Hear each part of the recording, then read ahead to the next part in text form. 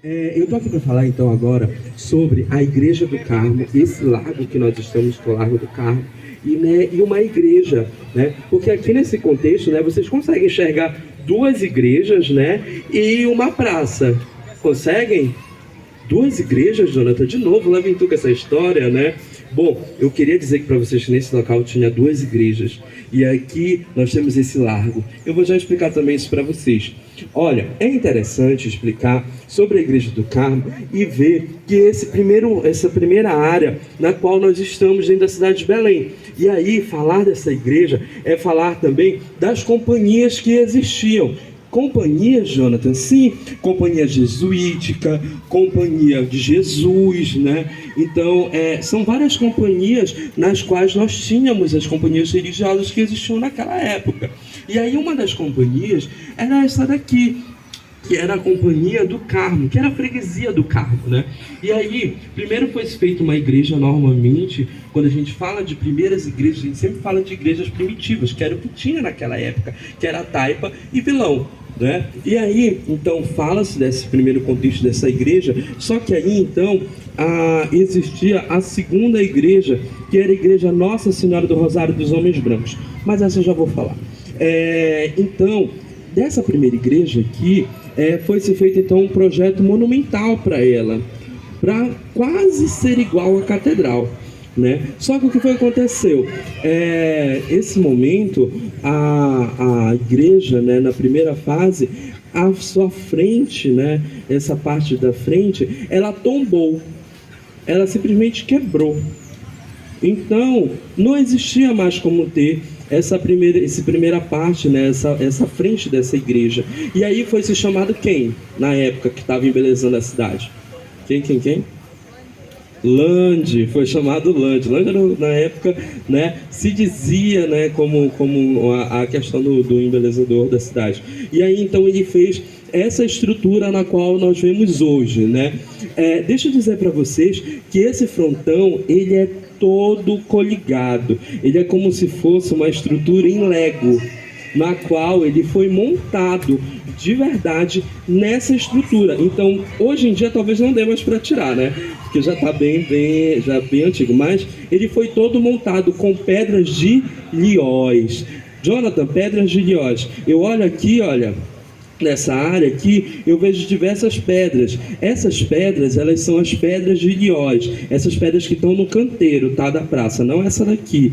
As pedras que estão no canteiro. Quando você anda no comércio, quem é paraense, na frente da igreja também tem. Se você anda no comércio, você tiver no comércio, tiver chovendo, essas pedras, elas são como se fosse, né, elas escorregam, né, são pedras de Liós. E essas pedras, elas vinham para a cidade de Belém, sabe por quê? Porque eles levavam a nossa madeira. Como é que vinha um barco seco da Europa? Ele iria simplesmente afundar, né? Então ele tinha que ter o quê? O peso dentro do barco. E aí vinham então com essas pedras na época, né? E aí essas pedras, elas vinham então enchendo o barco, né? E aí quando chegava isso aqui, então não tinha uma utilidade. Então falaram assim, vamos fazer então o calçamento da cidade e vamos fazer então essa igreja, essa parte frontal da igreja de pedra de Liós. E aí então foi feita essa primeira parte. Eu acho essa igreja muito interessante e para mim ela é uma das mais bonitas, até mesmo com alguns detalhes que a catedral não tem, que ela é uma igreja na qual você pode ver alguns detalhes que a gente vai falar sobre a questão dos enterros das pessoas. Foram feitos diversos enterros dentro dessa igreja. E aí, pensa que na época, as pessoas que eram enterradas dentro da igreja, elas estavam mais próximas aos céus, entendeu? Porque elas já estavam dentro da igreja, né? Então, quando tivesse a volta de Jesus, elas já estavam dentro da igreja, estavam salvas. E aí, só que o que acontece? Houve uma questão de higienização, e aí, então, essas pessoas foram levadas para os cemitérios públicos da cidade. Lê-se aí, na época, cemitério da Soledade, né? E aí, então, essa igreja, ela compõe a igreja em si, o convento ou colégio do Carmo, que é antigo, o colégio do Carmo atualmente já não existe mais, e a capela da Ordem Terceira, tá? Que é a capela que fica ao lado da igreja, tá? você entra nela pelo lado, por dentro mesmo da igreja tem uma passagem. Quase sempre ela está fechada, mas ela é uma igreja muito bonita, onde tem uma Nossa Senhora do Carmo sentada numa cadeira de balanço. É sério. Quando vocês tiverem a oportunidade, acho que o Júnior, falar de novo o Júnior, depois ele posta lá uma foto para vocês. Então, são detalhes interessantes dessa questão. E aí, dentro da igreja, tem diversas cruzes. Se você conseguir, for um sortudo de conseguir olhar, existem cruzes douradas e cruzes vermelhas. Dentro da própria igreja, do ladrilho da igreja. E aí, essas questões das cruzes douradas são cruzes de pessoas que eram ricas, foram enterradas naquele local e eram ricas. E as cruzes vermelhas eram cruzes de gente pobre, né? Que eram às vezes os escravos, as pessoas que estavam em situação de escravidão, né? E aí então elas eram muito amigas das famílias, e aí as famílias acabavam enterrando também, dava esse plus, né, para essa pessoa também ser enterrada dentro da igreja. E aí eu falo desse largo aqui, que é o Largo do Carmo, que é uma área muito interessante, né? E aí, aqui antigamente tinha a Seresta do Carmo. Alguém já ouviu falar? Vai voltar, né? Vai voltar? Olha aí, a gente já vê. Né? Agora tem a lambada, né? Você já viu que agora tem uma lambada aqui. O pessoal da lambada já sabe, né? Então tinha a Seresta do Carmo. Aqui nessa área central existia um coreto. Pensa-se, coreto, na época, não existia esse sistema aqui, ó, sistema de som. Como é que as pessoas vão fazer para que esse som seja propagado? Era através dos coretos, né? Então as bandas se apresentavam, as tunas se apresentavam então nos coretos, né? Justamente por isso que a gente tem um roteiro que a gente fala sobre isso lá na Praça da República, né? Que foi o roteiro passado. Né? Então tinha-se então essa questão toda das serestas aqui, né? E aí eu gostaria de falar então da segunda igreja. Jonathan, falaste que existe uma segunda igreja. Aonde que seria essa igreja, né? Seria a igreja de Nossa Senhora do Rosário dos Homens Brancos. E lembra que existe uma Nossa Senhora do Rosário dos Homens Pretos lá no comércio, né? Então existiam então essas duas confrarias. Só que pensa, se existiam duas confrarias e se existiam as demais confrarias também, ficava o quê? Muito o quê? Oneroso, ficava muito pesado em relação ao gasto daquele pessoal, daquela confraria. Então, nós vamos deixar uma igreja e nós vamos demoli-la. E aí, então, assim como o bom Jesus dos pobres, ela então é demolida, né? E aí hoje, atualmente, né, não restaram mais nem as ruínas, porque existia um projeto chamado Monumenta da cidade de Belém, no qual fez as escavações e acharam então o registro arqueológico então dessa igreja, né? O registro arqueológico dessa igreja. Só que o que aconteceu? As pessoas, né, elas acabaram não dando total importância e usaram o local como lixo, né? Eram buracos, né? E aí colocavam lixo dentro, né, do buraco. E aí a prefeitura, na última reforma, então, ela tapou novamente as questões arqueológicas. E hoje em dia você só vai ver, quando a gente passar ali, uma placa verde dizendo que existia então ali uma igreja, tá bom? Mas agora eu vou passar para a professora Gorete, que ela também vai fazer um contexto muito interessante dentro dessa área que nós estamos, da área tombada. Mas isso daí eu vou passar para ela, que é a cena do próximo capítulo, tá bom? Vamos lá, se eu falar muito corta porque estamos atrasados. Olha só, então essa praça é de extrema importância, é uma praça de festa sempre, né? Antigamente o Arraial de Pavulagem, que é uma manifestação maravilhosa que acontece agora em junho, todos os domingos, que acontece no Círio, né? A gente tinha o arrastão do Pavulagem do Círio, que vinha e terminava lá da escadinha, terminava aqui. Mas ficou tão imenso o arrastão, né, que depois da pandemia ele passou a fazer outro percurso, né? Mas essa sempre foi o local da chegada desse arrastão, é o local no Círio da saída também do Alto do Círio. Quem é de fora, venha no Círio. O Círio é muito mais do que uma festa católica religiosa, é uma festa multicultural, tá? onde estão todas e também religiões participam, envolvidas, e daqui sai o Alto do Círio, que é uma teatralização que a UFPA faz, maravilhosa, na sexta-feira do Círio.